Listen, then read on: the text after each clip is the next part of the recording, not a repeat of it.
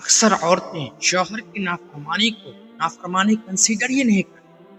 جیسا کہ ان کا شوہر کہتا ہے کہ تمہیں اس شادی میں نہیں جانا،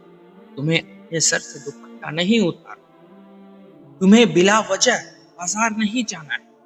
وہ سرے سے کہتی میں جاؤں گی کیونکہ میں شادی سے پہلے بھی ایسا کیا، میں شادی کے بعد بھی کیسے بدل جاؤں؟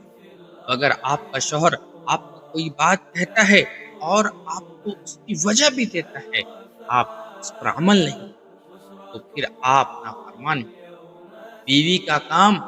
کرنا جس سے شوہر نے منع کیا ہے، اس کے بارے میں اس کی وجہ بتائی ہے، مجھے خطرہ ہے فتنے کا، بدنامی کا، گناہ کا، اور بیوی ضد اور اکڑ کی وجہ سے یا اپنے شوہر کو مجبور کر کے وہ کام کرے تو اس کو نافرمانی کہتے ہیں۔ یاد رکھنا، نافرمان بیوی کا حق یہ نہیں ہے کہ وہ شوہر کی نافرمانی کرے۔ یہ اتنا بڑا گناہ ہے، اتنا بڑا گناہ ہے کہ بیوی کی کوئی بھی نماز قبول نہیں